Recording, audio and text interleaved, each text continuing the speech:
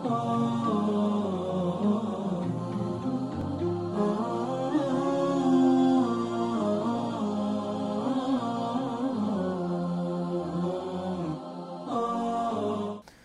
باللہ من الشیطان الرجیم، بسم اللہ الرحمن الرحیم، وبہ نستعین وخیر ناصر ومعین۔ محترم ناظرین، السلام علیکم ورحمۃ اللہ وبرکاتہ۔ ادارہ معارف ولایت نجف اشرف کی جانب سے پروگرام دلیل کے ساتھ میں آپ کا میزبان حسن عمران حاضر خدمت ہے۔ آبلہ پا زبان و سخن اپنے دوش ناتواں پر ردائے حمد الہی اوڑھے، اپنے دست لرزاں میں بے مائگی کے کشکول طلب تھامے، اس ذات کی بارگاہ کن فیکوں کی دہلیز بے بام و در پہ سجدہ ریز ہے کہ جس کی آگہی کی عطا میری لفظوں کی سانسوں سے آشکار ہے،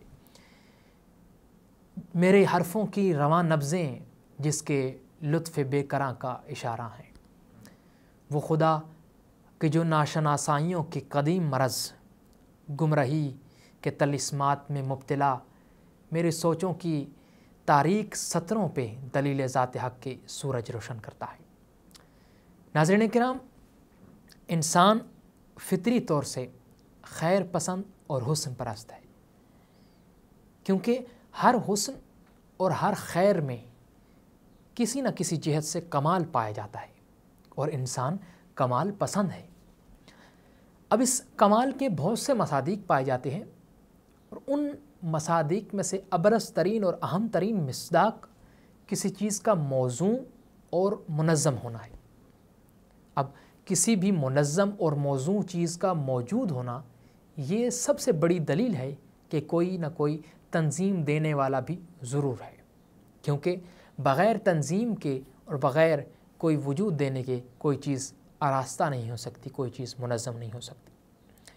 اب اس سب سے بڑے پیکرے کمال و جمال اس کائنات کو منظم کرنے اور تنظیم دینے والا کون ہے؟ ناظرین کرام، ہماری گزشتہ اقساط میں بھی یہ گفتگو چل رہی تھی، اور آج کی اس نشست میں بھی ہماری گفتگو اسی موضوع کے حوالے سے ہے کہ اس کائنات کو کس نے وجود دیا اور کس نے اس نظام کائنات کو سنبھالا ہوا ہے۔ اس اہم موضوع پر گفتگو کرنے کے لیے ہمارے ساتھ موجود ہیں انتہائی قابل احترام جناب محترم علامہ جعفر علی یاسوبی صاحب۔ السلام علیکم ورحمۃ اللہ۔ وعلیکم السلام ورحمۃ اللہ وبرکاتہ۔ قبلہ صاحب، ہماری گزشتہ کچھ اقساط سے گفتگو نظام کائنات اور اس کے منظم کے حوالے سے ہو رہی ہے۔ قبلہ صاحب، بعض سائنسدان یہ بھی دعویٰ کرتے ہیں کہ اس کائنات میں موجود ہر چیز میراث اور لیگیسی کے اعتبار سے اپنے اگلی نسلوں اور اپنی اگلی جنریشن میں منتقل ہو رہی ہے، یعنی مثلا انسان یا حیوان وغیرہ اپنی اگلی نسلوں میں میراث کے طور سے منتقل ہو رہے ہیں، یعنی انسان کی اگلی نسلوں میں انسان ہی پیدا ہوں گے یا جانور کے نطفے سے جانور ہی وجود میں آئے گا۔ تو کائنات کی ہر چیز میں موجود یہ میراث اور لیگیسی ہی انہیں زندہ رکھے ہوئے ہے اور ان کو اپنی اگلی نسلوں میں باقی رکھے ہوئے ہیں۔ تو اس لیے کسی دوسرے ناظم اور منظم کی ضرورت نہیں ہے جو اس کائنات کو زندہ رکھے، بلکہ ان چیزوں میں موجود میراث اور ان اپنی اگلی نسلوں میں اور اگلی جنریشن میں منتقل ہونا ہی انہیں زندہ اور باقی رکھے ہوئے۔ بسم اللہ الرحمن الرحیم، اللہم صلی علی محمد وآل محمد۔ جی ہاں، یہ اعتراض اٹھایا گیا ہے کافی زمانے سے کہ جب سے یہ انکشاف ہوا ہے یہ قانون لیگسی کا، تو اس کے بعد ضرورت نہیں رہی کہ ہم قائل ہوں کہ کوئی اور تیسری طاقت ہے جو آرگنائزر ہے اس یونیورس کے لیے۔ اسی قانون کے تحت یعنی یہ جو لیگسی ہے یہ منتقل ہو رہی ہے، ٹرانسفر ہو رہی ہے ایک سے دوسری چیز کی طرف۔ نطفے سے انسان بنا، پھر انسان کا نطفہ، پھر اس سے انسان۔ اسی طرح مثلا سیب کا جو بیج ہے اس سے سیب بنتا ہے، پھر سیب کے اندر بیج ہوتے ہیں، ان سے پھر سیب نکلتا ہے۔ دوسری اشیاء بھی اسی طرح ہے۔ تو حقیقتاً وہ یہ کہنا چاہتے ہیں کہ یہ جو لیگسی کا قانون ہے یہ گویا ٹکراتا ہے اس نظریے سے کہ ہم ایک تیسری ذات اور پاور کے قائل ہوں اور اس پہ عقیدہ رکھیں۔ جب ہمارے ہاں یہ چیز ڈسکور ہو چکی ہے کہ ہر چیز کے اندر لیگسی کا قانون ہے، تو ہم کیوں مانیں پھر تیسری پاور کو؟ یہ غلط فہمی ہے۔ لیگسی کا قانون ہوتے ہوئے بھی ہم تیسری پاور کے قائل ہو سکتے ہیں، بلکہ ضروری ہے کہ قائل ہوں۔ اس کی وجہ کہ اس کائنات میں کئی ہزار اجناس ہیں، حیوانات کی، پھر پودوں کی، پھر یعنی اور چیزیں ہیں اس کائنات میں۔ ہر ایک میں جو قانون پایا گیا ہے یہ لیگسی کا، یہ کہاں سے آیا ہے؟ اس کا جو اصل تھا، وہ بنیاد تھی، کہاں سے آئی ہے؟ مثلا ہم انسان کو لیتے ہیں، ٹھیک ہے جی، انسان نطفے سے بن رہا ہے۔ پہلا انسان کہاں سے آیا تھا؟ پہلے نطفہ تھا یا انسان وجود میں آیا؟ جو بھی آیا ہے کہاں سے آیا ہے؟ جس طرح وہ کہا جاتا ہے کہ پہلے مرغی اور پہلے انڈا تھا، لیکن جو بھی مانے پہلے ماننا پڑے گا وہ کہاں سے آیا ہے؟ وہ مرغی پہلی کہاں سے آئی ہے اگر پہلے مرغی تھی؟ اگر پہلے انڈا تھا تو انڈا کہاں سے آیا ہے؟ تو لہٰذا یہ لیگسی والا قانون بھی آپ کو مجبور کرتا ہے کہ آپ ایسی ایک پاور کے قائل ہوں کہ جس نے اس کو ابتدا میں چلایا ہے۔ پھر یہ پہلی بات۔ دوسری بات کہ خود یہ لیگسی کا جو قانون ہے اور اس کے تحت جو خلقت ہو رہی ہے، اس کے اسباب ساتھ مہیا کرنا کہ اس کو کس کس چیز کی ضرورت ہے، کس فضا، کس ماحول کی، کیا اس کی حاجات ہیں، ان کو فراہم کر دینا۔ نطفہ ٹھیک ہے انسان بنتا ہے، لیکن جہاں رکھ دے بن جاتا ہے؟ نہیں، ایک خاص اس کا مقام بنایا ہے، ایک خاص ماحول بنایا ہے، ایک خاص مدت بنائی ہے، کئی ایک مراحل بنائے ہیں، پروسیجر ہے پورا، وہ مکمل ہونے کے بعد انسان بنتا ہے۔ تو صرف ایسا نہیں ہے کہ صرف بس لیگسی ہے اور وہ جناب انسان بناتی جا رہی۔ تو بہت ساری اور چیزیں ہیں جن کو یہاں تاثیر ہے، جن کو جو اپنا رول ادا کرتی ہیں ان میں، وہ کہاں سے آئی ہے، کس نے مہیا کی ہے؟ ان میں سے ایک والدہ کے دل میں یہ عشق اور یہ محبت کہ میرا بچہ ہو، جس کی خاطر وہ 9 ماہ کے لیے برداشت کرتی ہے، یہ کہاں سے آئی ہے اس کے اندر؟ یہ بھی کسی رکھنے والے نے رکھی ہے اس کے اندر، ورنہ کوئی خاتون بھی تیار نہ ہوتی کہ اس کے اندر جو ہے وہ 9 ماہ کے لیے اتنا وہ وزن اٹھا کے چلتی رہے۔ تو خلاصہ کلام یہ ہوا کہ ایک دفعہ ہم یہ سوال کر سکتے ہیں کہ اس کی اصل اور ابتدا کہاں سے آئی، کس نے اس کو ابتدا دی، اور دوسرا یہ کہ اس قانون کو جاری رہنے کے لیے جتنی چیزوں اور جتنی اس کی ضروریات ہوتی ہیں وہ کس نے فراہم کی ہے۔ تو پھر ایک دفعہ ہمیں پھر لوٹنا پڑتا ہے کہ کوئی ذات ہے جو اس قانون لیگسی کے اوپر مسلط ہے، جو اس کو چلائے ہوئے ہے اور جو اس کی ضروریات کو فراہم کر کے رزلٹ دے رہے ہیں۔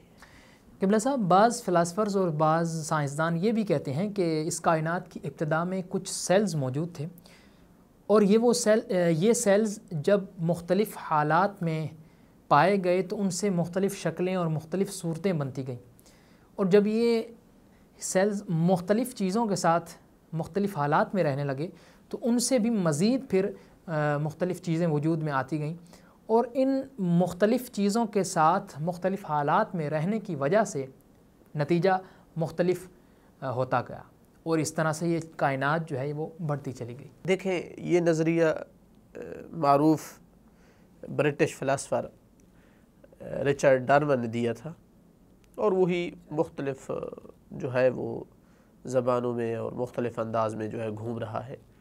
انہوں نے اپنی کتاب دا ڈسینٹ آف مین میں ایک نظریہ دیا تھا چارلس ڈارون نے، کہ جس کو دا تھیوری آف ایولیوشن کے نام سے ذکر کیا جاتا ہے، یا ڈارون تھیوری کے نام سے ذکر کیا جاتا ہے۔ اس کا کہنا یہ تھا کہ اس کائنات کی بنیاد کچھ سیلز ہیں، وہ مختلف ماحول میں رہنے کی وجہ سے مختلف شکل اختیار کرتے ہیں۔ مثلا یہ انسان جو ہے شروع سے انسان نہیں تھا، یہ سیلز پہلے جو ہے جماعت کی شکل میں تھے، پھر انہوں نے جو ہے ابتدائی جو ہے ذی روح مخلوق بنی، پھر مختلف مراحل سے گزرتے ہوئے کبھی وہ فش بن گئی، کبھی اس کے بعد جو ہے ترقی کر کے وہ مثلا جو ہے وہ باندر کی شکل اس نے اختیار کر لی، اور اس طرح سے گزرتے گزرتے ایک دن وہ انسان بن گئے۔ اسی طرح دوسری چیزیں بھی ہیں، یعنی دوسرے حیوانات بھی پہلے دن سے وہ حیوانات نہیں تھے، تو ہم اس حوالے سے پوچھیں گے کہ وہ سیلز کہاں سے آئے، ابتدائی سیلز جو تھے وہ کہاں سے آئے؟ پھر ہمیں یہاں تسلیم کرنا پڑے گا کہ کوئی ہے ذات جس نے ان سیلز کو وجود دیا، یہ پہلی بات۔ دوسری بات یہ ہے کہ یہ کیسے مانا جائے کہ وہ سیلز جن میں نہ کوئی شعور ہے، نہ کوئی ادراک ہے، نہ روح ہے، ان سے انسان جیسی مخلوق، اتنی عقل مند صاحب شعور مخلوق خلق ہو جائے۔ سیلز میٹیریل چیز ہے، انسانی روح جو ہے امیٹیریل چیز ہے، مجرد چیز ہے، تو اصلاً پاسیبل نہیں ہے کہ ان سیلز سے ایسی روح جو ہے وہ خلق ہو جائے۔ اور یہ بات صرف ہم نہیں کرتے، کئی ایک فلاسفر اس چیز کو تسلیم کرتے ہیں، ان میں سے ایک معروف ملحد فلاسفر رچرڈ ڈاکنز، وہ کہتے ہیں کہ مجھے تعجب نہیں ہوگا کہ اگر چند سالوں میں ماہرین کیمیا، کیمسٹ جو ہیں، وہ زندگی کے اصول پانے میں کامیاب ہو جائیں۔ یہ کیا کہنا چاہتا ہے؟ یہ کہنا چاہتا ہے کہ جو زندگی ہے اس کائنات میں، اس کے اصول کیا ہیں، وہ کہاں سے آئی ہے، یہ ابھی تک یہ چیز ڈسکور نہیں ہوئی ان سے، جبکہ میٹیریل سب چیزیں وہ ان تک پہنچ چکے ہیں۔ کہنا چاہتا ہے کہ زندگی کی اصل کوئی اور چیز ہے، ورنہ انسان کا نطفہ کیا ہے اس کی تحلیل کر چکے ہیں، وہ اس میں کیا کچھ ہوتا ہے سارا کچھ معلوم ہو چکا ہے، لیکن زندگی کہاں سے آتی ہے یہ معلوم نہیں ہے۔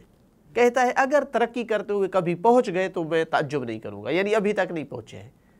تو یہ تائید کرنا چاہتا ہے کہ یہ روح جو ہے، جو زندگی ہے، یہ اس میٹیریل چیز سے نہیں ہے، اس کی اصل کوئی اور ہے۔